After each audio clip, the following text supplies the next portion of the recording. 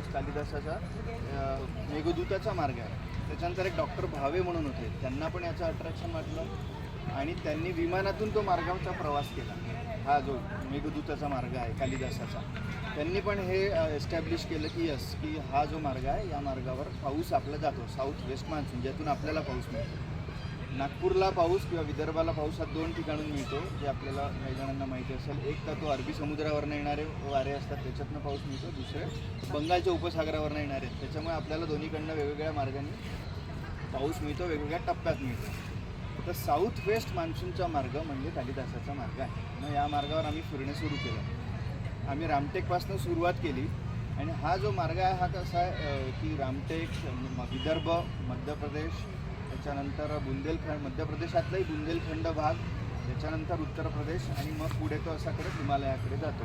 तर आम्ही रामटेकपासून सुरू केली आणि गेलो आम्ही इथे पचमढी, जबलपूर या ठिकाणी. त्याच्यानंतर सतना म्हणजे बुंदेलखंडामध्ये सतना जे आहे तिथे.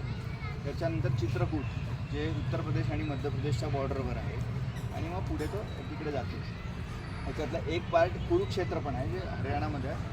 तर आम्ही पहिल्या वर्षी कुरुक्षेत्र कवर केलं नाही, आम्ही दुसऱ्या वर्षी कुरुक्षेत्र कवर केलं होतं. त्याची थीम आम्ही घेतली होती सरस्वतीचा मार्ग. म्हणजे सरस्वती नदी जी आपल्या पुराणांमध्ये किंवा इतरत्र सांगितलेल्या जी आता लुप्त आहे, तो सरस्वतीचा मार्गही आता एस्टॅब्लिश झालेला आहे. तो मार्ग हरियाणातला आदिबद्रीपासून निघतो. त्याच्यानंतर तो हरियाणा, पंजाब, राजस्थान, गुजरात एवढं सुद्धा भारतात आहे. त्याच्यानंतर ती पाकिस्तानात जायची, आत्ताच्या पाकिस्तानामध्ये. सो हा मार्ग एस्टॅब्लिश झालेला आहे. आपल्या ऋग्वेदामध्ये नदी तमे, अंबे तमे असं उदाहरण जिचं आहे ती सरस्वती नदी आहे. तेव्हा गंगा नाही आहे, यमुना नाही आहे, ब्रह्मपुत्रा नाही आहे, कोणीच नाही आहे. सरस्वती नदी तमे, सुपरलेटिव्ह डिग्री जी आहे, तम डिग्री, ही नदी तमे ही सरस्वतीसाठी वापरलेली आहे. तर सरस्वती तेव्हा एवढी महत्त्वाची होती ऋग्वेद काळात. ऋग्वेद काल संपला, त्याच्यानंतर सरस्वतीचं आटणं सुरू झालं आणि मग ती लुप्त झाली. ती लुप्त का झाली याचे वेगवेगळे कारणं आहे. भूकंपामुळे झाली, पावसात बदल झाले. तिकडचा भाग जो आज राजस्थान, गुजरात, सिंध भाग आहे, जिथे आता पाऊस कमी येतो, तिथे सरस्वती व्हायची. महाभारतामध्ये आहे की जेव्हा युद्ध सुरू होतं महाभारताचं, त्यावेळेला बलरामाने तीर्थयात्रा केली.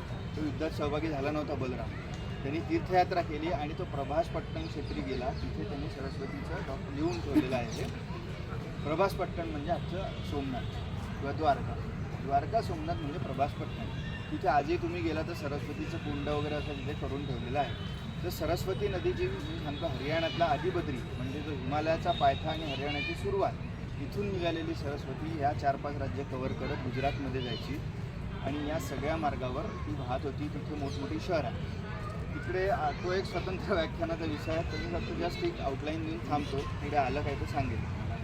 मेघदूताचा जो मार्ग आहे, या मार्गावर देखील कालिदासाने जी वर्णनं केली आहे ती उज्जैनीचं वर्णन आहे, विदिशेचं वर्णन आहे, चित्रकूटचं वर्णन आहे आणि अलकापुरी म्हणजे कुबेराची नगरी अलकापुरी.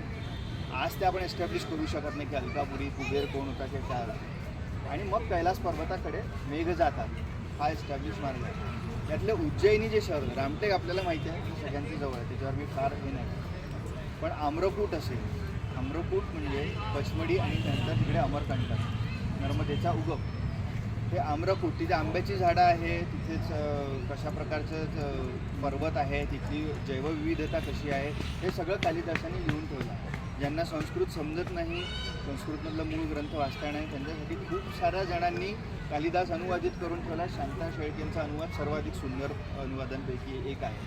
त्याच्यामध्ये सगळ्या तर कालिदास फक्त आपल्याला काव्य नाही सांगत, त्यांनी या संपूर्ण मार्गावरची जैवविविधता सांगितलेली आहे. सायन्सचं नॉलेज, हे नॉलेज आपल्याकडे पहिलेपासूनच होतं. उदाहरणार्थ वाल्मिकी रामायणात तुम्ही बघाल तर वाल्मिकी रामायणामध्ये किष्किंधा नगरी जी आहे, किष्किंधा नगरी म्हणजे सुग्रीवाचं वालीचं जे राज्य आहे, या किष्किंधा नगरीतल्या बायोडायव्हर्सिटीचे सगळे उल्लेख वाल्मिकी रामायणामध्ये आहे. आज ते हम्पी आहे, आज ज्या ती युनेस्कोची हेरिटेज साईट झालेली आहे हम्पी, त्याची फेमस टुरिस्ट साईट आहे. ही हम्पी म्हणजे किष्किंधा नगरी आणि तिथे कोणत्या प्रकारची बायोलॉजिकल डायव्हर्सिटी सापडते, वनस्पती, फुलं, माती, या सगळ्याचा वाल्मिकी रामायणामध्ये उल्लेख आहे. अशाच प्रकारचे उल्लेख कालिदासांनी आपल्या मेघदूतामध्ये या सगळ्या मेघांच्या मार्गावरच्या ठिकाणांचे करून ठेवलेले आहे. उज्जैनी सांगत होतो मी, उज्जैनी हा कर्कवृत्त आपला जो जातो, कर्कवृत्त आपल्या देशातून जातो, तो Ujjaini is one of the prominent centre in that age also. Varaha मिहिराची जी ऑब्झर्वेटरी होती, वराह मिहिर हा आपला खूप मोठा संशोधक होता, जो आपल्याला माहिती नाही की आपल्याकडे सगळं अज्ञानच होतं आणि असं होतं आणि